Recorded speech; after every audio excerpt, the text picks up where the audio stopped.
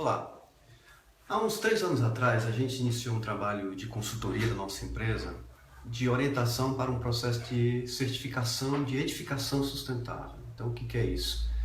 É uma certificação americana chamada LEED, né? Leadership in Energy and Environmental Design, liderança em energia e desenho ambiental, que ela trabalha em 5 áreas diferentes da sustentabilidade em um edifício, né? A parte de espaço sustentável, toda a relação que o prédio tem com o entorno, com a vegetação, com a fauna, com as chuvas, calçadas, arborização, banco, tudo aquilo que faz legal, né, a relação, né, positiva do edifício com o local que ela está e com a comunidade que trabalha dentro do edifício.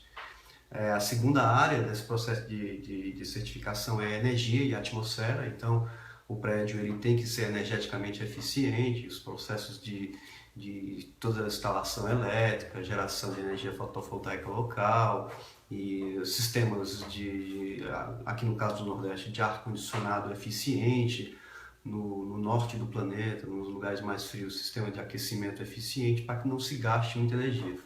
E também a relação do prédio com a gestão dos seus resíduos, redução do consumo de energia, da sua frota de veículos, que isso se reflete na atmosfera. Então o prédio também ele tem uma pegada carbônica mais baixa do que os outros prédios, né? Emite menos gases de efeito estufa.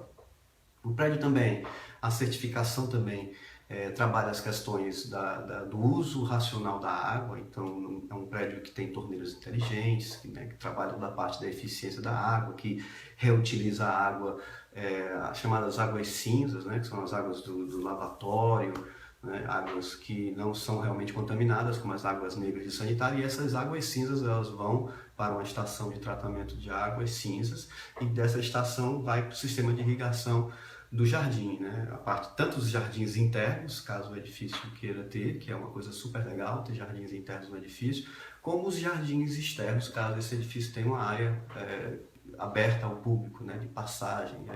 Aí fora a gente vê muito isso, né, o prédiozão bacana e ele tem toda uma praça lá embaixo que a população acaba usando e que o prédio mantém essa praça. Então a água para irrigação dessas plantinhas e tal é uma água que já vem de um sistema de tratamento de águas cinzas. As plantas também são escolhidas por características de se adaptar mais ao clima do lugar, de não precisar de tanta água. Então tem todo um estudo, tem toda uma inteligência por trás desses jardins que ficam bonitos, a população gosta e você não gasta água para manter esse jardim limpo. Vem a parte de materiais e recursos, que é tudo que você compra dentro do prédio, né? E aí também passa por políticas, né? Políticas de compras sustentáveis, onde normalmente esses prédios comerciais gigantescos, eles precisam comprar insumos de empresas, então tem processo de licitação, né, contratos e tudo mais. O cara contrata uma empresa para fornecer determinado produto durante um ano inteiro. Então, inicialmente, as contratações eram feitas em valores, em preocupações fiscais e tudo mais.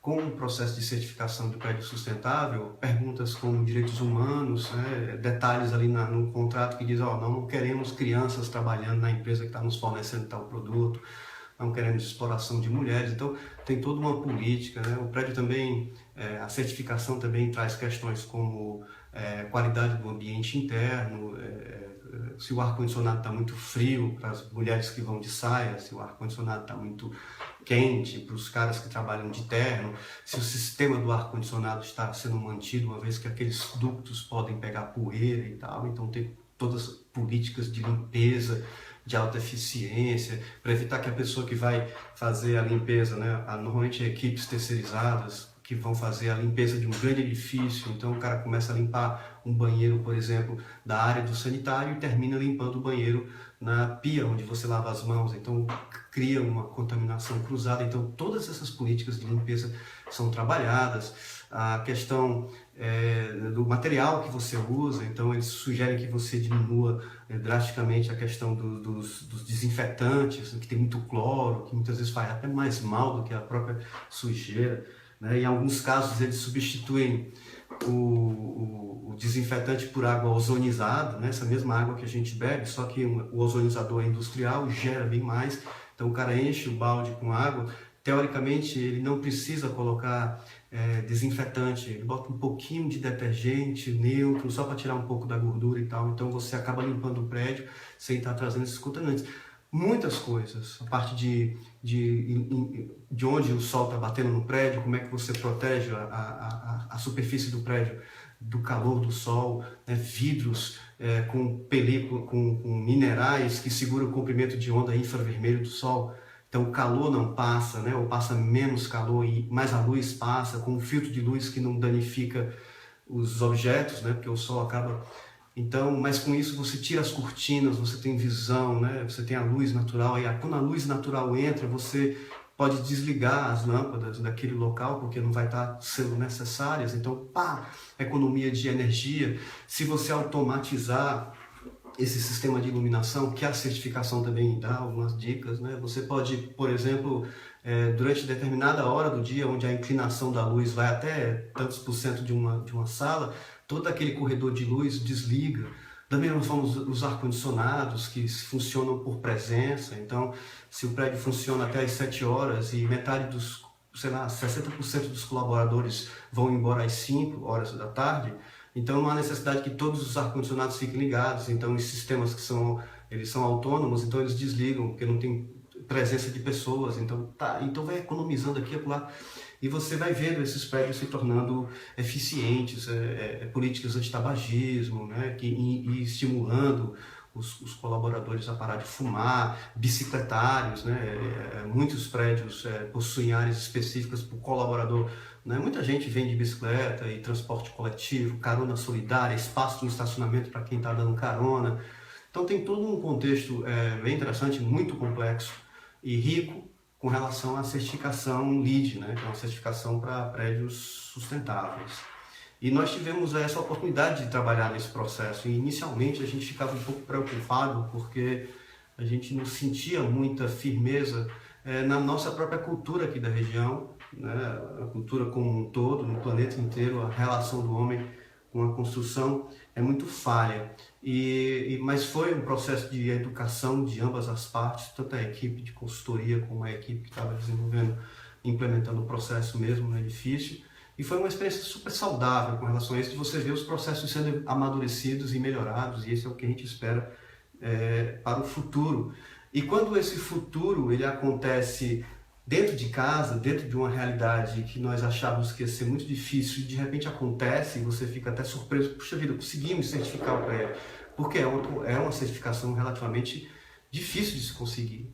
E quando você olha os outros prédios do mundo que são certificados também, nós tivemos uma experiência, fizemos uma missão técnica e fomos para Nova York, visitamos uma universidade de arquitetura e arte e engenharia chamada Cooper Union, é um prédio super futurista e bem gostosinho, bem bacana de se, né? Você anda pelos corredores e tem vontade de ser estudante naquele prédio. Então você vê os elementos na Cooper Union e você o prédio do New York Times, por exemplo, lá em Nova York, um prédio gigantesco.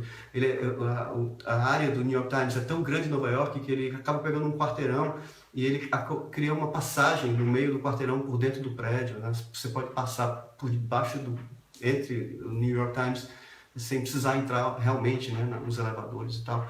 E é um prédio tão legal que quando ele tem um sistema automático de controle da luz, que quando da temperatura, né, que no verão, por exemplo, que é interessante entrar luz e não calor, quando a luz do sol bate nas vezianas, né, nas persianas, elas vão fechando automaticamente, abrindo. Então na área de uma área bem aberta que eles têm lá de refeitório interno do prédio, você fica tomando um café e vendo as paredes, que é tudo vidro, né, gigante, assim, muitos metros de altura, e você vê aquilo se fechando e abrindo porque a sombra está passando. Então, o que é interessante é ver essa tecnologia lá fora. E quando você, cada vez mais que você vai visitar, que eu vou visitar esses prédios certificados, eu começo a ver coisas que nós já fizemos aqui, estamos fazendo e está indo bem. Obviamente precisa de melhorias e processos diários, né? A eficiência tem que ser monitorada diariamente, mas quando você vê que sim é possível desenvolver e implementar esses processos numa cultura local, né, na cultura de uma empresa, nas pessoas que fazem a empresa, nas equipes que são terceirizadas por essa empresa, nos voluntários, né, em todas as equipes pensantes e mentes que estão ali dentro, você conseguir criar um modelo para que no final de tudo o prédio ele não é apenas um prédio sustentável, não é apenas um prédio eficiente, não é apenas um prédio com resultados interessantes de redução de consumo de água, de energia, de geração de lixo, de reciclagem, né? Todos os processos, tudo é separado e reciclado. O que mais me impressionou, e por isso que eu achei interessante trazer essa reflexão para vocês, é que sim, é possível. É possível. Levou 3 anos o processo, mais por uma questão de tempo de obras, de reformas e tal. Ao longo desse tempo houve toda uma evolução do entendimento e hoje nós temos um prédio super legal, com resultados extraordinários de redução de energia. E no final de tudo isso, você tem dois resultados que eu acho interessante. O primeiro resultado vai para aquele que é o proprietário, vai para aquele que é o administrador, que é o gerente, que gasta com operação e manutenção, que gasta todo mês uma conta de água, por exemplo, para simplificar, uma conta de água, uma conta de energia e uma conta de manutenção, que sempre quebra alguma coisa, uma lâmpada queima, né? Tem que ter aquela manutenção. Então, para essa pessoa, uma certificação de edificação sustentável faz com que esses custos caiam de uma forma que quando você compara os dados de um ano para outro, você vê que, dependendo do tamanho do prédio, você tem uma redução de centenas de milhares de reais. Isso é extraordinário para qualquer administrador conseguir reduzir os custos. E reduzir os custos não cortando, não dificultando, melhorando os processos, tornando as coisas mais inteligentes, lâmpadas mais inteligentes, processos mais inteligentes, sistemas mais inteligentes.